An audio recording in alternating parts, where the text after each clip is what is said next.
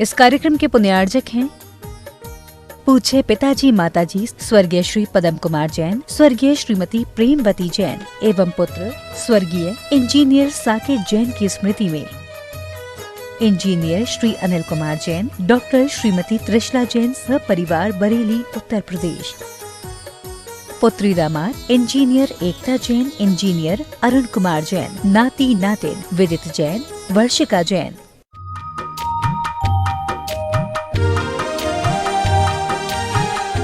भाग्य की क्षण है हम सबके लिए कि पूज्य गुरुदेव के चरणों का प्रक्षालन करने का सौभाग्य मिल रहा है।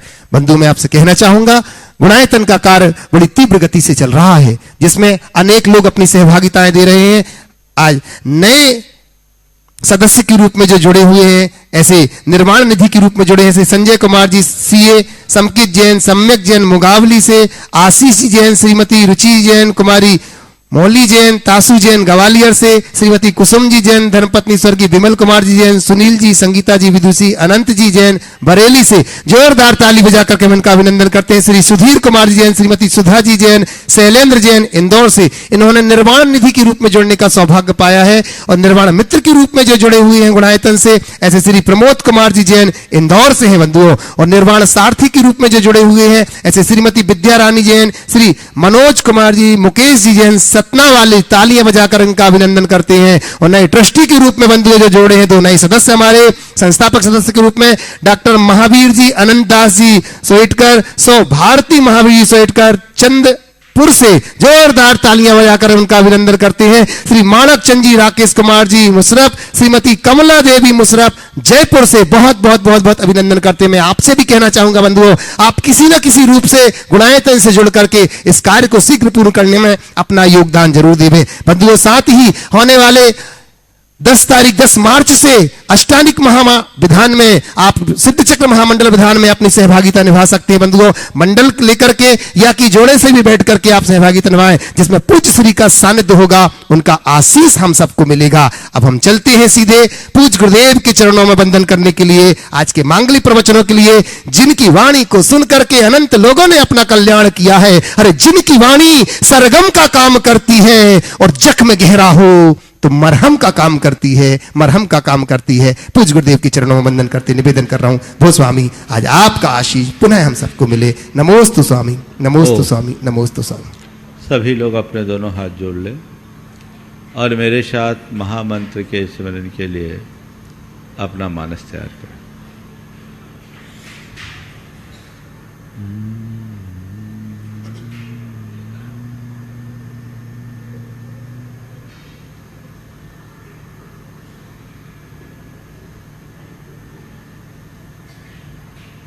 नमो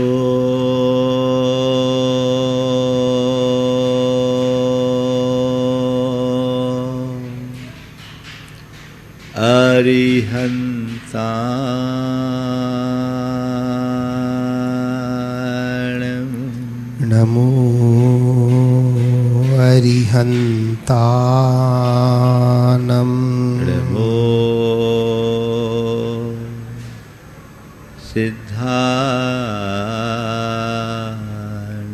नमो सिद्धाणं, नमो वज्रायाणं,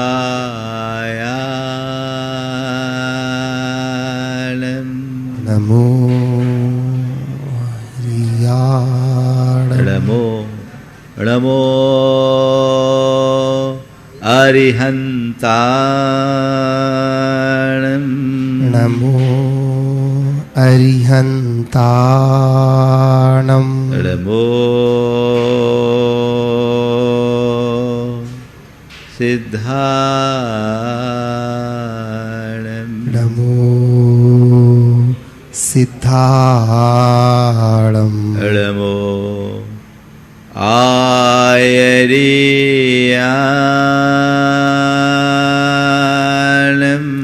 नमो आयरीयाणं, नमो वज्रायाणं,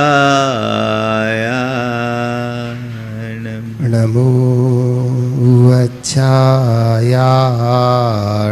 नमो लोये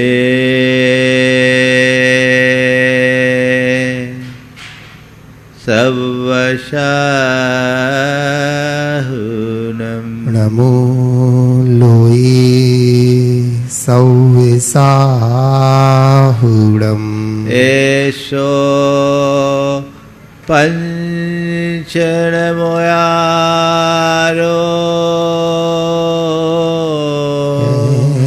सो पंचनमोयारो सर्वपावपनाशिनो सव्विपावपनाशिनो मंगलालम च सव्वेसिं मंगलाडं च सव्वेसिं पढ़मं हो मंगलम परमं होय मंगलम। जय बोलो देवादिदेव 1008 श्री भगवान महावीर स्वामी की जय जय जय अहिंसा परमो धर्म की जय जय जय परम पूज आचार्य गुरुवर श्री विद्यासागर जी महाराज की जय जय जय जय बोलिए गुणायतन प्रणेता संघ का समाधान व भावना योग प्रवर्तक प्रखर वक्ता मुनिवर श्री प्रमाण सागर जी महाराज की जय जय जय मुनिवर श्री अरहै सागर जी महाराज की जय जय जय। जीवन को सफल और सार्थक बनाने वाले पुरुषार्थों की चर्चा विगत दिनों से आप सबके मध्य चल रही है। आज चतुर्थ क्रम में मोक्ष पुरुषार्थ की बात है। मोक्ष हम सबका साध्य है और उसके लिए किया गया पुरुषार्थ ही मोक्ष पुरुषार्थ है। हम लोग मोक्ष की बातें बहुत करते हैं, लेकिन मोक्ष के लिए तैयारी शायद बिल्कुल नहीं है। अभी अभी मान लीजिए आप सबसे कोई कहे कि आज एक नई वैकेंसी निकली है और मोक्ष जाने में तुम्हारा नंबर है। अचानक कहे कि चलो अभी आपके लिए मोक्ष में एक सीट खाली हुई है, आप चलिए, क्या करोगे? सीधे जाने को तैयार हो जाओगे या कहोगे कि ठहरो थोड़ा सा घर फ़ोन कर दूं, एक बार कम से कम घर वाले को तो खबर कर दूं? बस यही हमारी कमजोरी है। आज 4 बातें आप सबसे कहूँगा। मोक्ष की भावना, मोक्ष का संकल्प, मोक्ष का प्रयत्न और मोक्ष की अनुभूति या उपलब्धि। भावना, संकल्प, प्रयत्न और अनुभूति। सबसे पहली आवश्यकता भावना की है।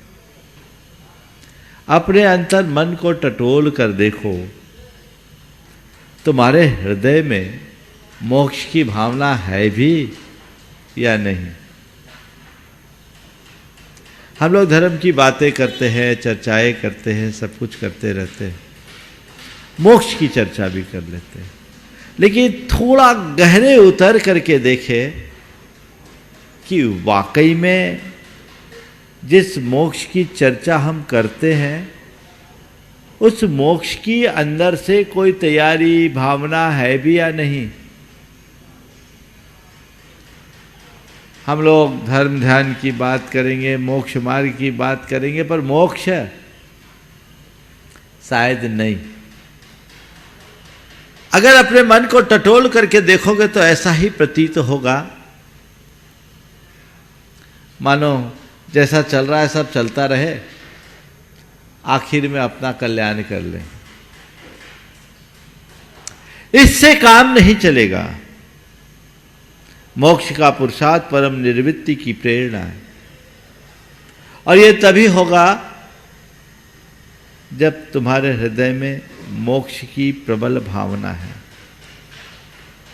इसीलिए गृहस्थों को 3 पुरुषार्थ की बात की। बोले चौथे की बात करोगे तो घर छूटेगा। घर में रहकर 3 कर सकते हो, चौथा घर छूटने के बाद ही संभव है। और तुम लोग 3 में ही राजी हो। बोले महाराज आपसे पावरफुल हम हैं, आपके पास 1 है, हमारे पास 3 है ना? ठीक है, 3 पुरुषार्थ के धनी हो। साधु जीवन में धर्म अर्थ काम नहीं, साधु जीवन में मोक्ष है। गृहस्थ जीवन में मोक्ष को लक्ष्य जरूर रखा है, लेकिन धर्म अर्थ और काम है। त्रिवर्ग से, धर्म अर्थ और काम से तुम्हारा जीवन संतुलित बनेगा, शुद्ध नहीं होगा। जीवन को शुद्ध बनाना है तो क्या करना होगा? मोक्ष पुरुषार्थ करना होगा। मोक्ष का पुरुषार्थ करना यानी मुक्ति का यत्न करना, अपने अंदर की विकृतियों के शोधन का प्रयत्न करना, तब कहीं जाकर मोक्ष मिलेगा। संत कहते हैं गृहस्थ के जीवन में मोक्ष पुरुषार्थ भले ना हो, पर उसका ध्येय तो मोक्ष ही होना चाहिए। मैं अपने गृहस्थिक जिम्मेदारियों का पालन कर रहा हूं, धर्म अर्थ और काम रूप त्रिवर्ग में समन्वय बना करके चलता रहूं, लेकिन अंततः मेरा उद्देश्य मुक्ति का है, मुझे मोक्ष पाना है। और अपनी जिम्मेदारियां पूरी कर कर अंत में चौथा पुरुषार्थ घटित करूं और अपने जीवन का उद्धार करूं, इस संसार के आवागमन से मुक्त हों। ये भावना हो, पर कब होगा? मोक्ष की भावना तब जगती है जब बंधन का एहसास होता है। लगता है कि हम बंधे हुए हैं। महाराज जब आप लोग प्रवचन सुनते हैं ना, या शास्त्र पढ़ते हैं, तो जरूर ये आ जाता है कहने में कि हम संसार में बंधे हैं, कर्मों के बंधन से बंधे। लेकिन अपने आप को बंधनबद्ध महसूस करते हो? तुम्हें अगर घंटे भर के लिए किसी कमरे में बंद कर दिया जाए, तड़प उठोगे, क्योंकि तुम्हें बंधन प्रिय नहीं है। यहां का हमें तो फ्रीडम चाहिए, हमें स्वतंत्रता चाहिए, चाहिए ना? जहां तुम्हें बंधन की अनुभूति होती है, तुम्हारे मन में तड़फ उत्पन्न होती है और तुरंत उस बंधन को तोड़ने का प्रयास करते हो। एहसास होते ही प्रयास होता है। संसार में बंधन है, इसका एहसास है। हम बंधे हैं, इसका एहसास कभी कभी होता है। कब? जब सिर पर कोई जिम्मेदारी आ जाती है तब, या मनोनुकूल काम नहीं होता, मजबूरी में कोई समझौता करना पड़ता है तब, अरे भैया अब तो फंस गए। ये सब बंधन है, पर ये बंधन भी बड़ा उथला। सच्चे अर्थों में तो अनुकूलता में भी अंदर के बंधन का एहसास करना चाहिए। बंधन दूसरों का नहीं है, बंधन हमारा अंदर का है। वो हमारे परिणामों का बंधन है। राग का बंधन ही सबसे बड़ा बंधन है। जब तक इस बात का एहसास नहीं होगा कि मैं बंधा हूं, तब तक मुक्ति का प्रयास नहीं होगा। किससे बंधे हो? किससे बंधे हो? मोह तो बांधा, बंधे किससे हो? व्यक्ति से और वस्तु से। व्यक्तियों से बंधे हो, वस्तु से बंधे हो, परिस्थिति से बंधे हो, संयोगों से बंधे हो। बंधे हो, ये तो बंध गए। बांधने वाला कौन है? मैं उससे बंधा हूं, मैं उससे बंधा हूं, मैं उससे बंधा हूं। किसी से नहीं बंधे। तुम्हें बांधने वाला कोई गैर नहीं, तुम्हारे भीतर का राग है जो तुम्हारे मन में पलने वाले अज्ञान से पनपता है, उसकी वजह से बंधे हो। यही है ना बंधन। एक व्यक्ति एक गाय को लेकर जा रहा था, रस्सी उसके हाथ में थी, गाय बंधी भी थी। गुरु अपने शिष्यों के साथ जा रहे थे। गुरु ने अपने शिष्यों से पूछा, ये बता, गाय आदमी से बंधी या आदमी गाय से बंधा? गाय आदमी से बंधी या आदमी गाय से बंधा? आपसे सवाल करूं तो क्या जवाब दोगे?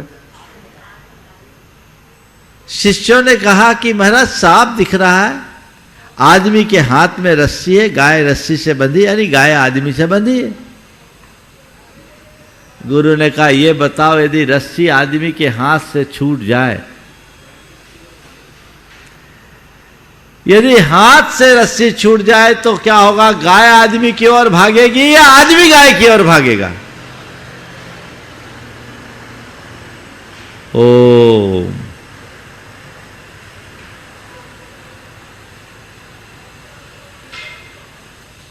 क्या बोला? अगर रस्सी हाथ से छूट जाए तो क्या होगा? गाय आदमी की ओर भागेगी या आदमी गाय की ओर भागेगी? उसने कहा जाहिर है आदमी गाय की ओर भागेगा। कहा जाहिर आदमी गाय की ओर भागेगा। तब बताओ कौन किससे बंधा, गाय या आदमी? वस्तुएं हमसे नहीं बंधी, व्यक्ति हमसे नहीं बंधे, हम उनसे बंधे हैं। और वो बंधन है हमारे भीतर के राग का, वो बंधन है हमारे मोह का। और जिस व्यक्ति को राग और मोह के बंधन का एहसास होता है वही मुक्ति का प्रयास कर पाता है। और ये बंधन एक दिन का नहीं है। आज तो तुम्हें थोड़ी देर का बंधन किसी का हो जाए तो तकलीफ में आने लगते हो और दूर बच जाओ। अभी मैं कह दूं कि आज तुम लोगों को दोपहर तक यहीं रहना पड़ेगा, कैंपस से बाहर नहीं जा सकते। अरे महाराज क्या बल फंसा रहे हो आप, हमें तो यहां जाना, हमें तो वहां जाना है। तकलीफ होगी। 2-4 घंटे का बंधन भी तुम्हें बंधन लगता है, पसंद नहीं करते। मैं पूछता हूं, जन्मों का ये जो बंधन तुम्हारे साथ बंधा है, इसका एहसास है? मनुष्य के जीवन की सबसे बड़ी विडंबना यही है कि उसे बाहर का बंधन दिखता है, भीतरी बंधन का कोई एहसास ही नहीं। संत कहते हैं जैसे बाहर का बंधन है वैसे ही भीतर का बंधन भी है। बाहर का बंधन कोई और बांधता है, उसे कोई और काट सकता है। भीतर का बंधन बांधने वाले तुम खुद हो और उसे काटने का प्रयास भी तुम्हें ही करना होगा। वो किसी दूसरे के माध्यम से छिन्न नहीं हो सकते। बंधन का एहसास जितना प्रबल होगा, मुक्ति का प्रयास तभी जगेगा और तभी तुम्हारे मन में मोक्ष की भावना होगी। हा? मन में आता है, हे भगवान अब आवागमन छूटे।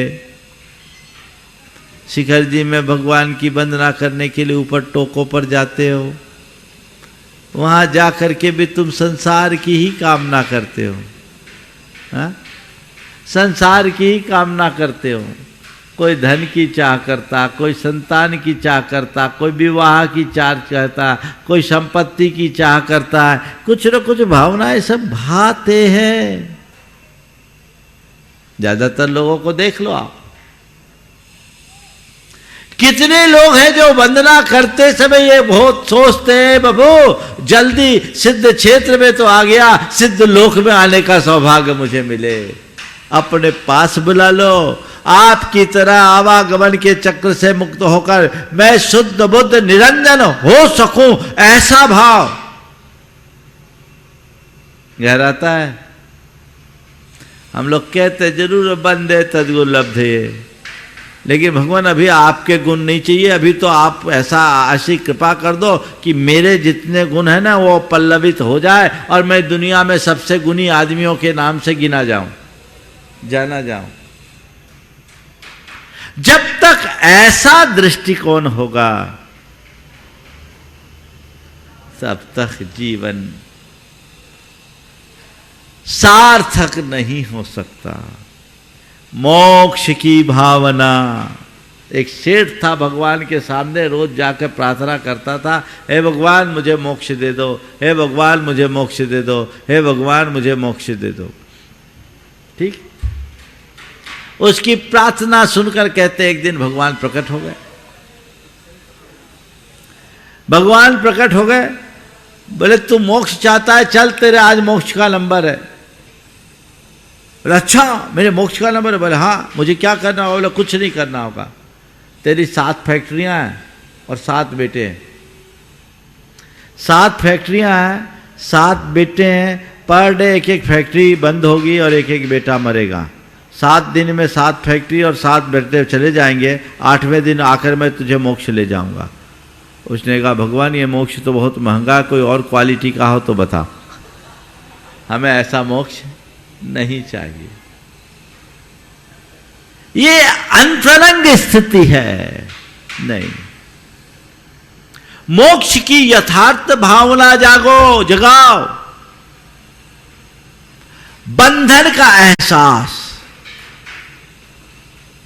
नहीं, ये बंधन है, ये मेरे मन का द्वंद्व है, ये मेरे जीवन के आनंद में खलल डालने वाला है, मैं जीवन के सच्चे सुख से वंचित हूं, मुझे ये नहीं चाहिए। अंदर से एक भूख जैसी होनी चाहिए, तब ना मोक्ष मिलेगा। कभी हुक होती है? एक शिष्य गुरु चरणों में था और कहा गुरुदेव आपने कहा था मैं तुझे परमात्मा का साक्षात्कार कराऊंगा। अरसा बीत गया आपके चरणों में साधना करते करते, पर आज तक साक्षात्कार की दूर बात तो बहुत दूर, आभास तक नहीं हुआ। क्या आपके श्री चरणों में रहने के बाद भी मुझे आपकी कृपा से वंचित रहना पड़ेगा? गुरु ने कहा चल आज तुझे मैं परमात्मा साक्षात्कार का रहस्य बताता हूँ। पास में नदी बहती थी, दोनों कमर तक पानी में उतरे और अचानक गुरु ने झटके से शिष्य की गर्दन पकड़ी और पानी में डुबो दिया। शिष्य की गर्दन पकड़ी और पानी में डुबो दिया। शिष्य तिलमिला गया, घबराहट में पूरी ताकत लगाकर ऊपर उठा। बोला गुरुदेव ये क्या? गुरु ने कहा आज तक तूने मेरी किसी बात का प्रतिवाद नहीं किया, आज तूने ऐसी गुस्ताखी क्यों की, मेरा प्रतिकार क्यों किया? बोला गुरुदेव अंदर सांस लेना दूभर हो रहा था, अगर ऐसा करता तो मैं मर जाता, फिर क्या होता, जीना मुश्किल था, सांस लेना दुर्लभ था, इसलिए मैंने ऐसा किया, मुझे क्षमा करे। गुरु ने कहा बस मैं तुझसे ऐसा ही कहता हूँ, जैसे श्वास के अभाव में तेरे मन में घुटन हुई, उसी तरह जिस दिन परमात्मा के अभाव में तुम्हारे मन में घुटन होगी, तू परमात्मा का अनुभूति कर लेगा, उसका साक्षात्कार कर लेगा। है जिस दिन तुम्हारे लिए बंधन बंधन जैसा प्रतीत होने लगेगा, उसी दिन तुम्हारे मन में आएगा तोर सकल जगदंद फंद निज आत्म ध्यान। अभी तो लोगों को बंधन ही प्रिय दिखता है, तो काम नहीं बनता। तो भावना प्रगाढ़ बनाइए। बंधन का एहसास करते ही भावनाएं जमती है। नहीं, मैं इस संसार का यात्री हूँ, अनादि से इस संसार परिभ्रमण में फंसा हुआ हूँ, दुखों का पात्र बना हुआ हूँ। 4 गति और 84 लाख योनि में मैं ऐसे ही दर दर ठोकरे खाता आया हूँ। अब मुझे उससे बाहर आना है, मुझे उससे मुक्त होना है। ये दृष्टि और भावना अंतर मन में जगनी चाहिए। जब ये भावना जगेगी तब मुक्ति का संकल्प जगेगा। वैराग्य है क्या? वैराग्य क्या है? भेष बदल लेना, ड्रेस बदल लेना नहीं। मुक्ति के लिए संकल्पित हो जाना ही वैराग्य है। राग बंधन से अरुचि हो जाना ही वैराग्य है। संकल्प नहीं, अब तो मुझे बंधन बांधना नहीं, काटना है। इस बंधन को तोड़ डालना है। मन का ये संकल्प ही हमें सिद्धि के मुकाम तक पहुंचाता है। बिना संकल्प के सिद्धि नहीं। ठान लो कि ये मनुष्य जीवन मैंने पाया, अपने अनंत जीवन को तो मैंने यूं ही व्यर्थ गंवा दिया। दुर्लभता से मुझे ये मनुष्य जीवन मिला और मेरे सौभाग्य से मुझे सद्गुरु मिले, उनका सदुपदेश मिला, मार्ग मिला। अब मैं उस मार्ग को पाकर अपने जीवन की दिशा बदलूंगा। अब बंधन नहीं, अब केवल मुक्ति चाहिए। ऐसा वज्र संकल्प। और एक बात ध्यान रखना, ये अनुकूलता यही है, दुनिया में और कहीं नहीं है। अनंत भाव खो दिए, ये भाव भी कहीं हाथ से न चला जाए। स्वर्णिम अवसर है। कभी ऐसा लगता है, एक बार थोड़ी देर के लिए कल्पना करो कि अभी मैं मर जाऊं तो मेरा क्या होगा। आंखें बंद करो, थोड़ा एक प्रयोग करता हूं। सब लोग आंखें बंद करो। सोचो कि इस क्षण यदि मैं मर जाता हूं तो मेरा क्या है, क्या ख्याल आ रहा है। अभी मान लो प्राण निकल गए, आंखें बंद रखो थोड़ी देर के लिए। एक दिन मरना, इसलिए मरने से डरना नहीं, और तभी मरोगे जब बारी आएगी, घबराना नहीं। पर मान लो मैं मर जाता हूं तो फिर क्या होगा। खोल लीजिए आंखें खोल लीजिए। क्या ख्याल आया, मैं मर जाऊंगा तो मेरी पत्नी का क्या होगा, मेरे बच्चों का क्या होगा, मेरे परिवार का क्या होगा, मेरे धंधे का क्या होगा, मेरे लेन देन का क्या होगा। बोले इस प्रकार का ख्याल मन में आया कि नहीं आया? हाँ, आया होगा। चलो, जिसके नहीं आए वो भाग्यशाली है। चलो, ये नहीं आया तो क्या आया? हाँ, अरे मर चुके, अब क्या ध्यान करोगे? ध्यान करते हुए मरने के लिए थोड़ी बोला। अरे मैं मर गया, अब क्या? हाँ, मर गया, बस समझ लो। मैं देख रहा हूं, ये शरीर है, मैं उसका दृष्टा हूं। विचार केवल ये आएगा जो ज्यादातर संभावना है, मैं कुछ नहीं कर सका, अपने परिवार के लिए कुछ नहीं कर सका, अपने व्यापार के लिए कुछ नहीं कर सका, मेरी सारी योजनाएं धरी रह गई। देख रहा हूं शरीर निष्प्राण है, पर आना चाहिए हाय, ये नरभव पाकर के भी मैं उसके सार को नहीं पा सका। मेरी जिंदगी बेकार हो गई। मैंने अपना ये सुदीर्घ जीवन व्यर्थ ही नष्ट कर दिया। लगता है ऐसा? रोज सोचो, शरीर सामने, मैं दृष्टा हूं। उसको तो चिता में लोग जला के बराख बना देंगे, खाक बन जाएगा।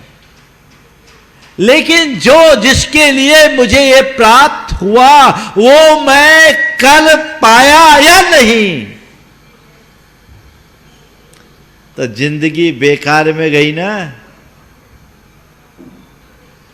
थोड़ा सा कोई काम बेकार हो जाता है तो तुम्हारा जी तड़फता है, जी उगता, दुख पाता है। मैं पूछ रहा हूं, जिंदगी बेकार हो रही है, कब सोचोगे, कब संभलोगे? विचार तो करो, कहां हैं हम?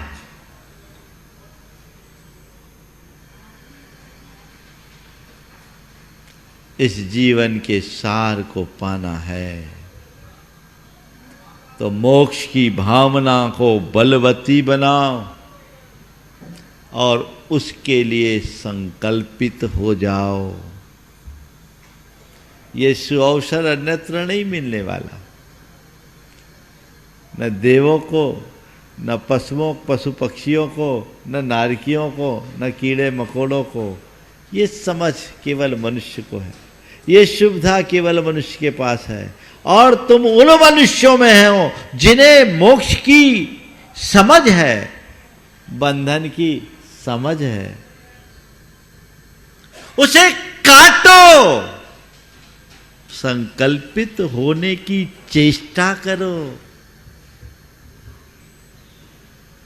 क्या है, आप लोग गीत गाते हो, यूं ही आता रहा, यूं ही जाता रहा, लाख चक्कर 84 के खाता रहा, यूं ही आवागमन के उलट फेर में, व्यर्थ हीरा जन्म यूं गंवाता रहा। है ना? क्या है, कितना गहरा संबोधन है, लेकिन तुम्हारे भीतर का मोह तुम्हें कुछ करने ही नहीं देता। अनंत जन्म व्यर्थ हो गए, ये भी चला जाए, चले जाए, क्या फर्क पड़ता, फिर देख लेंगे। यही अज्ञानता है, यही मोह है जो तुम्हें रुलाता है। इसको जीतना है तो मोक्ष की भावना भाव, क्षण क्षण प्रति क्षण मोक्ष की भावना। मोक्ष की भावना के साथ, जब मोक्ष की भावना हो तब उसका संकल्प होगा, और फिर जब मोक्ष के लिए संकल्पित हो जाओगे तब कहीं मोक्ष का प्रयास या पुरुषार्थ होगा। बाकी तो बातें हैं। आचार्य कुंद ने क्या कहा, परिवज्जदु सामन्नम जदि इच्छति दुख परिमोक्षम। अगर तुम दुखों से मुक्ति चाहते हो, सामान्य को अंगीकार करो। अगर मैं मोक्ष की भावना भालिया, मुक्ति के लिए संकल्पित हो गया, तो अब मुझे मोक्ष के पुरुषार्थ में उद्यत होना चाहिए। अब नहीं फंसना, बहुत जी लिया, अब तो पार उतरना है। आप जितने गृहस्थी लोग हो ना, आप लोगों की एक भ्रमपूर्ण धारणा है कि हम गृहस्थी में फंस गए तो गए काम से।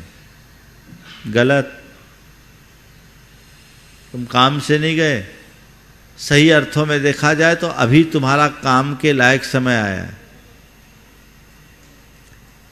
हमारे 24 में से 19 तीर्थंकर पहले गृहस्थ हुए, उनने परिवार बढ़ाया, संसार बढ़ाया, लेकिन मोक्ष की भावना जिस दिन बलवती हुई, संकल्पित हुए, एक पल में राजपाट वैभव सब छोड़ दिया।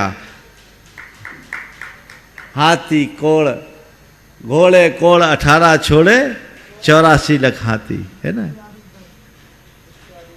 परिगा पोट उधार के, लीनो चारित पंथ, निज स्वभाव में थिर भये, वज्र नाभि निर्गण।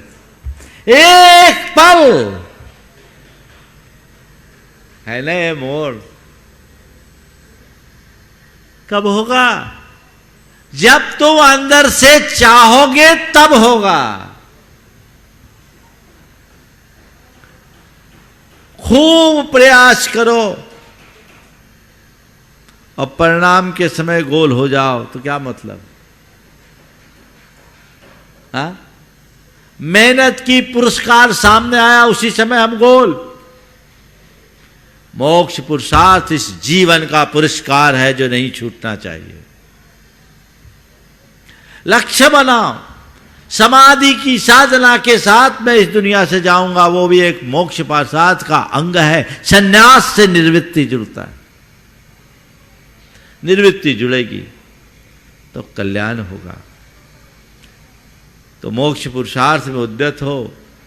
हमारे यहाँ तो कहा गया महाव्रती बन करके इस दुनिया से जाओ। अव्रती तो बहुत दूर की बात, पर मैं आपसे कहता हूँ महाव्रती न बन पाओ तो कम से कम अनुव्रती बनने का लक्ष्य रखो। आत्मा के बोध के साथ, सम्यक दर्शन के साथ यदि मोक्ष मार्ग में आगे बढ़ते हो तो तुम्हारा जीवन धन्य हो जाएगा। फिर ज्यादा कुछ कहने और करने की बात नहीं रहेगी। ये पुरुषार्थ अंतरंग से जगना चाहिए। तो भावना, संकल्प, फिर है पुरुषार्थ, है ना। तो क्या करूं? मान लूं भावना तो जगी हुई है ना। हाँ महाराज, आपको सुनने के बाद तो भावना बनी जाती है। अब कब तक बनती है? महाराज जी जितनी देर आपके पास रहते उतनी देर तो रहती है, आगे का कह नहीं सकते। नहीं, जड़ भावना है,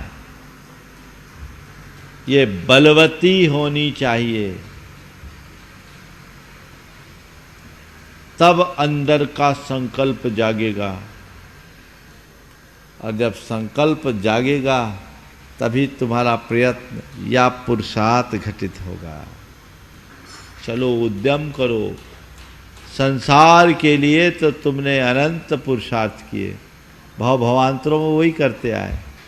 अब तो मुक्ति के लिए प्रयास करो, मुक्ति का प्रयास, जो तुम्हारे जीवन को सुंदर बना सके, जिससे तुम जीवन के सार को प्राप्त कर सको, वो प्रयास हो। और जब प्रयास होता है तभी उपलब्धि होगी, मुक्त हो जाओगे। समझ गए? महाराज आज मुक्ति की उपलब्धि तो है ही नहीं, फिर मोक्ष की बात क्यों? आप कह सकते हो महाराज जी आप कह रहे हैं मोक्ष मोक्ष मोक्ष, आप ही लोगों से मोक्ष हमने सुना है पंचम काल में मोक्ष नहीं है, फिर मोक्ष का प्रयास क्यों? मैं आपसे कहता हूं, किसने कहा कि पंचम काल में मोक्ष नहीं है? पंचम काल में भी मोक्ष है। महाराज क्या बोल रहे हैं? भगवान की वाणी गलत है। मैं भगवान की वाणी के अनुसार ही कह रहा हूं। पंचम काल में भी मोक्ष है। चाहिए? हाँ बोलो, चाहिए? हाँ नहीं, ऊपर भेजे बिना हम यहीं पर मोक्ष दिला देंगे। पंचम काल में भी मोक्ष है। ये इशारा करे ऊपर जाना पड़ेगा, नहीं यहीं मोक्ष है। किससे मोक्ष? दुखों से मोक्ष, दोषों से मोक्ष, दुर्बलताओं से मोक्ष और दुर्गुणों से मोक्ष। दोष, दुर्बलता और दुर्गुण से मुक्ति मिलेगी तो दुखों से मुक्त अपने आप हो जाओगे। ये मोक्ष तो आज हो सकता है। अपने दोषों को दूर करो, जितना कम कर सको।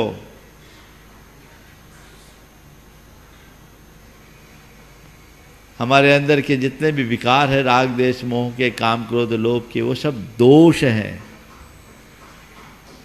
उन्हें दूर करो, ज्ञान के बल पर दूर करो।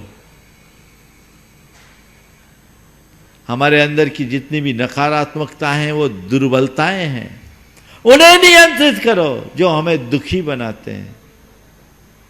और तुम्हारी जितनी भी दुष्प्रवृत्तियां हैं वह दुर्गुण है, इन्हें दूर करो।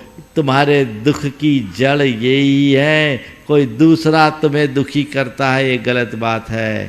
तुम्हारे दोष, तुम्हारी दुर्बलता और तुम्हारे दुर्गुणों के कारण ही तुम दुखी होते हो। इनसे मुक्ति मिल सकती कि नहीं? बोलो। हाँ तो मोक्ष है ना, उसके लिए पुरुषार्थ करो, जिससे मेरे दोषों का शमन हो, जिससे मेरी दुर्बलताएं दूर हो, जिससे मेरे दुर्गुण नष्ट हो। उसके लिए जब हम प्रयत्न करेंगे तो जीवन का रूप निखर उठेगा। समझ गए? तो वो मोक्ष आज भी है ना?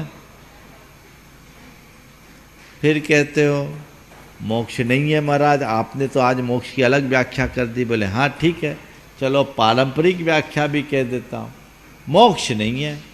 हमसे एक बार एक व्यक्ति ने कहा कि महाराज जी आप मुनि क्यों बने, पंचकाल में तो मोक्ष है ही नहीं, तो आप मुनि क्यों बने?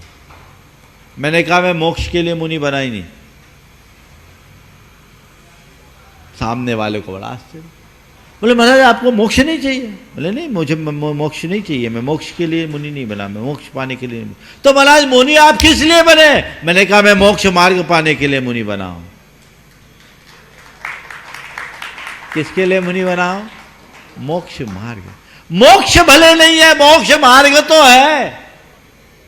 और मेरा पक्का श्रद्धा नहीं, ये मार्ग सीधे जाता है, कहीं मोड़ ही नहीं है, इसमें भटकाव ही नहीं है। जिसने एक बार मोक्ष मार्ग को ठीक रीति से पकड़ लिया उसे मोक्ष तक पहुंचना ही है।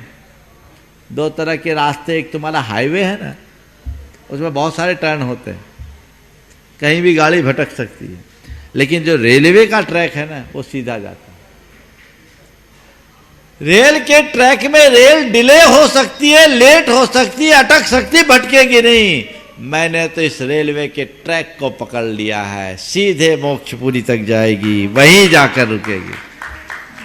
गति धीमी हो चलेगा, गति तेज हो चलेगा, लेकिन पहुंचेगी गाड़ी अपने अंतिम गंतव्य तक। तुम लोग सब हाईवे में घूमते सो भटकते जाते हो। ये संसार का मार्ग है जिसमें अटकाव है, भटकाव है। और विडंबना ये कि तुम्हारा उसी से जुड़ाव है और लगाव है। डाइवर्ट हो जाइए, मोक्ष मार्ग पर चलने का संकल्प जगाइए। यही मोक्ष पुरुषार्थ का लाभ है। सने सने चलोगे, मंजिल पर पहुंचोगे। एक एक कदम ही सही, एक एक कदम से मंजिल मिलती है। हम बहुत तेज गति से न चल पाए, चले तो रुके नहीं। बिना चले मंजिल कैसे? एक आदमी थोड़ा गांव में जा रहा था, कच्चे रास्ते से भटक गया था। रास्ता सुनसान था। एक बूढ़ा आदमी खेत में काम कर रहा था। उसने उनसे आवाज लगा करके पूछा, दादा हमें अमुक गांव जाना है, कितनी देर में पहुंच जाऊंगा? उसने कोई जवाब नहीं दिया। थोड़ा जोर से बोला, मुझे अमुक गांव जाना है, कितनी देर में पहुंच जाऊंगा? कोई जवाब नहीं। उसने सोचा शायद थोड़ा ऊंचा सुनता, पास आके और जोर से बोला, बाबा हमें अमुक गांव जाना है, कितनी देर में पहुंच जाऊंगा? उसने इसकी तरफ देखा और अपने काम में लग गया, कुछ नहीं बोला। उसे लगता आदमी ना समझ है, बता नहीं पा रहा। वो आगे बढ़ गया, 100 कदम चला। वो खेत से सड़क पर आया और जोर से आवाज लगा के कहा, भाई ठहरो, भैया ठहरो। क्या? बोले तुम 1 घंटे में अपने गांव पहुंच जाओगे। भैया ठहरो, तुम 1 घंटे में अपने गांव पहुंच जाओगे। उसने कहा हद हो गई, उस समय 3 बार मैंने पूछा, तुमने कोई जवाब नहीं दिया, और अब बोलो 1 घंटे भर में वहां पहुंच जाओगे, क्या मामला है? उसने कहा भैया जब तक तुम्हारी चाल न देख लूं हम टाइम कैसे बताऊं? जब तक तुम्हारे चाल न देख लूं टाइम कैसे बताऊं? बस मैं आप सबसे इतना ही कहना चाहता हूं, सवाल दूरी का नहीं, चाल का है। चलो तो बैठे रहने वाले मंजिल नहीं पाते, और निरंतर चलने वाले मंजिल से कभी बिछुड़ते नहीं। चलो चलो चलो आगे बढ़ो, चले वेती चले वेती चले वेती। ये इस जीवन का सार तत्व है। अंदर से ऐसा भाव जगाओ, नहीं मुझे अब आगे बढ़ना है, कुछ करना है। और ये बात मैं उन लोगों के लिए विशेषतया कह रहा हूं जो स्वस्थ हैं, शारीरिक और मानसिक रूप से जो पूरी तरह फिट है। नहीं तो कल कहीं कोई बीमारी न घेर दे, कुछ भी हो सकता है। सब बात मन की मन में रह जाएगी। ओम। सब बात मन की मन में रह जाएगी और जो हमें हासिल करना है उससे हम वंचित रह जाएंगे। जो हमें हासिल करना है उससे हम वंचित रह जाएंगे। ऐसे वंचित होने से बचें और जितना हो सके इस युग में कर ले। ये अवसर चूक गए तो गए। जगत जलधि से पार उतरने को अद्भुत नौका है। जगत जलधि से पार उतरने को अद्भुत नौका है।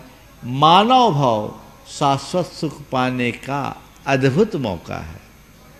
जगत जलधि से पार उतरने को अद्भुत नौका है। मानव भाव शाश्वत सुख पाने का अद्भुत मौका है। जाग जाग हे ज्योतिपुंज, यह अवसर बीता जाता। जो क्षण गया गया वापस फिर लौट कभी नहीं आता।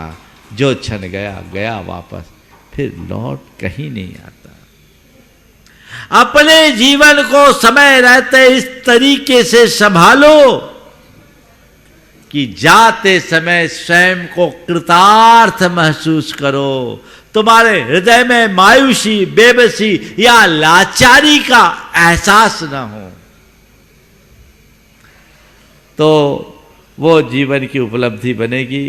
तब कहीं जाकर जीवन के सार तत्व को प्राप्त कर पाओगे, अन्यथा सब व्यर्थ है। तो जो धर्म, अर्थ, काम और मोक्ष रूप पुरुषार्थ है, उन पुरुषार्थों को ध्यान में रखे। और इन्हीं पुरुषार्थों की सिद्धि के लिए 4 आश्रम की व्यवस्था है। ब्रह्मचर्य आश्रम, गृहस्थ आश्रम, वानप्रस्थाश्रम और संन्यास आश्रम। ये चारों आश्रम की जो व्यवस्था हमारे यहाँ दी गई है, वो इसी हिसाब से दी गई कि हम अपने जीवन को सफल और सार्थक बना सके, जीवन को आगे बढ़ा सके। भूमिका अनुरूप व्यक्ति को कार्य करना चाहिए। जब तक आप मोक्ष पुरुषार्थ की दिशा में आगे नहीं बढ़ पा रहे, तब तक धर्म, अर्थ और काम पुरुषार्थों का आश्रय ले। और जब भी ऐसे अवसर आए उनका भरपूर लाभ उठाए, ताकि हमारे हृदय में मोक्ष की प्रबल प्रेरणा प्रकट होते रहे और अपने जीवन को हम धन्य कर सके। सबका जीवन मोक्ष मार्ग के लिए समर्पित हो, सभी अपने जीवन के सार तत्व को प्राप्त कर सके और जीवन की सार्थकता घटित कर सके। जैसा आप सबको बताया, ये शाश्वत तीर्थ है।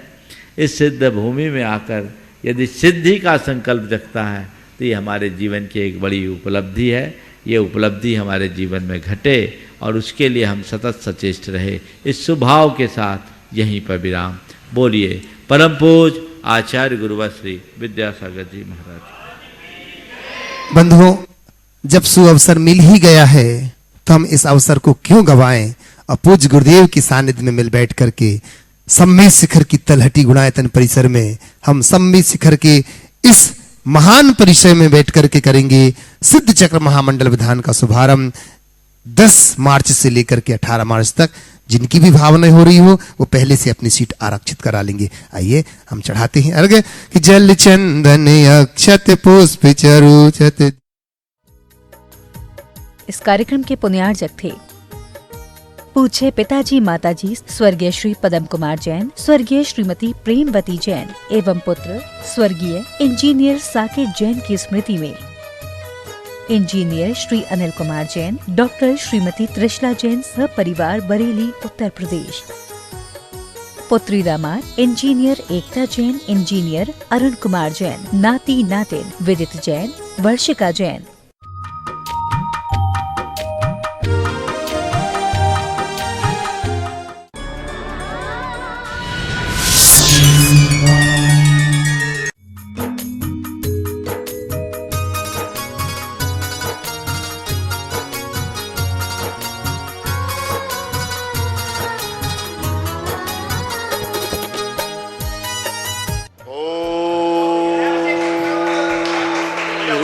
श्रीं क्लीं ऐं अरहं वं वं वं वं हं हं शं शं तं तं तं तं झं झं झीं झीं छीं छीं रां रां ह्रीं ह्रीं द्रावय द्रावय नमोऽस्तु भगवते श्रीमते पवित्रगुरुनाथि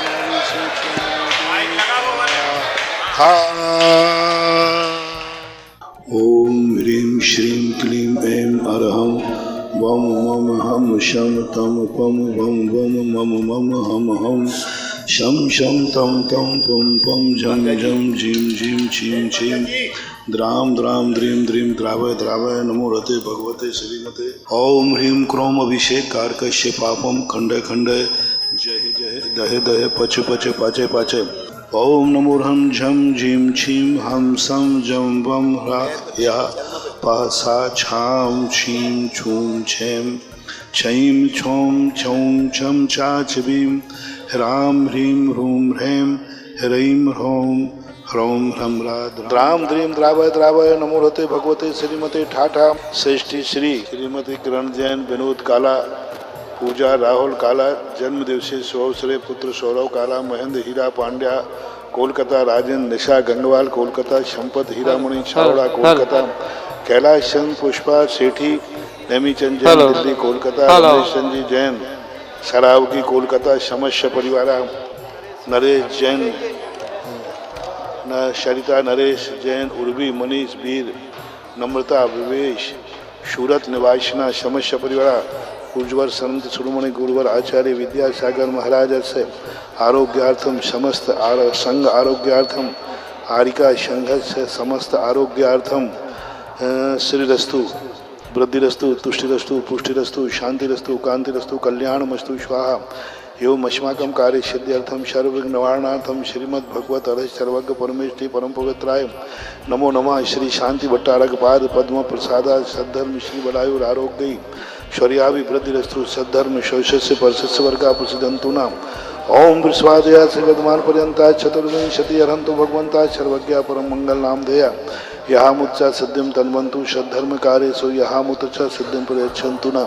ओम नमो रते भगवते श्रीमते पार्थ तीर्थंकराय, श्रीमद आदिनाथ तीर्थंकराय, बड़े बाबा श्रीमद रत्नत्र दिव्य तेजो मूर्ते प्रभा मंडल मंडताय द्वादश कण सहताय अनंत चतुष्टय सहताय समौषण केवल ज्ञान लक्ष्मी शोभताय अष्टादश दोष रहताय षट्चत्वारिंशत् गुण संयुक्ताय परमेष्ठी परम पवित्राय सम्यक ज्ञानाय स्वयं भवे सिद्धाय बुद्धाय परमात्मने परम सुखाय त्रिलोक महताय अनंत संसार चक्रमर्दनाय अनंत ज्ञान दर्शन वीर सुखास्पदाय त्रिलोक भशंकराय सद्ज्ञानाय सद्ब्राह्मणाय विसर्ग विनाशनाय घाती कर्म क्षयंकराय अजराय भवाय श्रेष्ठी श्री समस्त शांति धारा कत्रीणाम व्याधिम घिनंतु व्याधिम घिनंतु व्याधिम घिनंतु।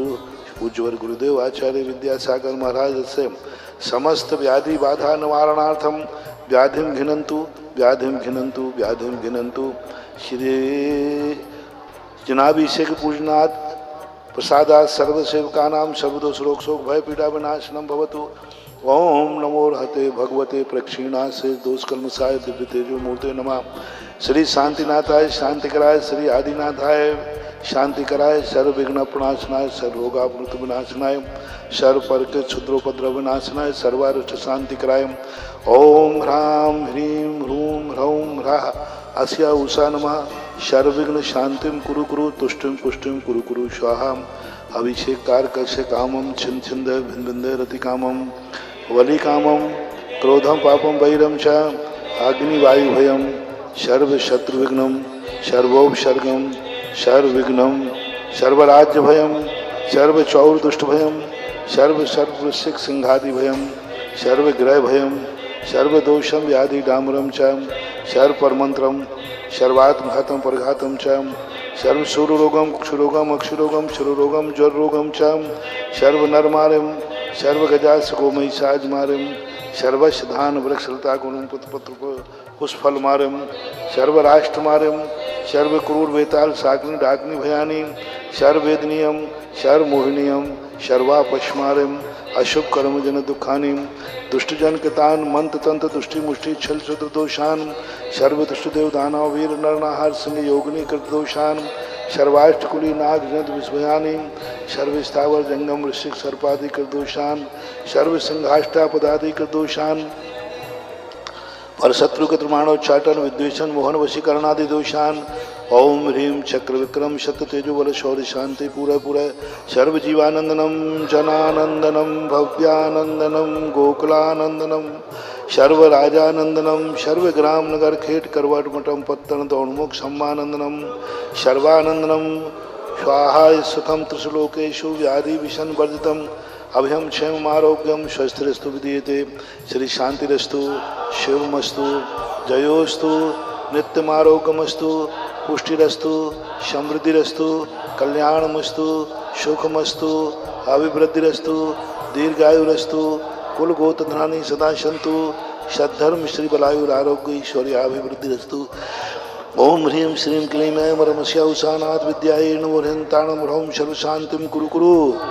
ओम ह्रीं श्रीं क्लीं ऐं वरमस्या उषानाथ विद्यायै नमो ह्रीं ह्रौं सर्वशान्तिं कुरु कुरु ओम ह्रीं श्रीं क्लीं ऐं वरमस्या उषानाथ विद्यायै नमो ह्रीं ह्रौं सर्वशान्तिं कुरु कुरु आयुर्वल्ली विलासम सकल सुखपरहितराघयत्वा सुनर्पम धीरम वीरम शरीरम शनूपम पुपनयत्वा तनुत्तुच्छकीर्तिम सिद्धिं वृद्धिं समृद्धिं प्रथित तरणय स्फुर्दुच्च प्रतापम कांतिम शांतिम समाधिम वितरितयुक्तामुत्तमा शांतिधारां संपूजकानां प्रतिपालकानां यतीन्द्रेशानां तपोधनानां देशस्य राष्ट्रस्य पुरस्य राज्ञः करोतु शांतिं भगवान् जिनेन्द्रः करोतु शांतिं भगवान् जिनेन्द्रः। आज पूज्य बड़े बाबा जी के पावन चरणों में मुख्य पुण्यार्चक बनकर प्रथम महामस्तकाभिषेक एवं बड़े बाबा जी के पावन शीर्ष से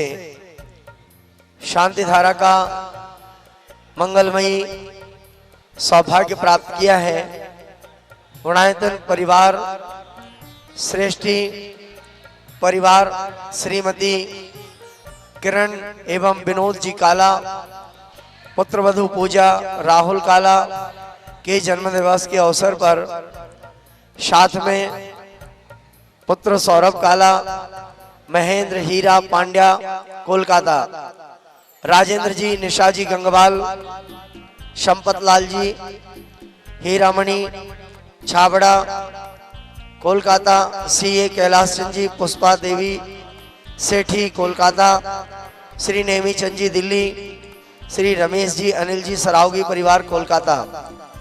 पूज्य बड़े बाबा जी के पावन सिर से दूसरी ओर से प्रथम अभिषेक एवं शांति धारा का मंगलमयी सौभाग्य प्राप्त किया है। श्रीमान श्रेष्ठी श्री नरेश जी सरिता जी उर्वी मनीष वीर नम्रता विवेक जैन सूरत सदरमी बंधुओं बड़े बाबा जी के पावन शीर्ष से महामस्तकाभिषेक अर्थात संपूर्ण अभिषेक का मंगलमयी सौभाग्य आचार्य भगवान की कृपा से 6 वर्षों के उपरांत बड़े बाबा जी के महामस्तकाभिषेक का पावन सौभाग्य हम सभी को प्राप्त हुआ है।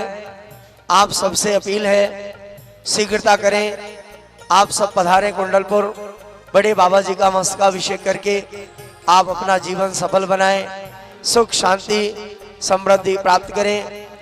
टीवी स्क्रीन पर दिए जा रहे नंबरों पर आप अपने कलश की बुकिंग करा करके ऐसा सौभाग्य प्राप्त कर सकते हैं। आप सब पधारें, आप सबका स्वागत है। जय जिनेंद्र।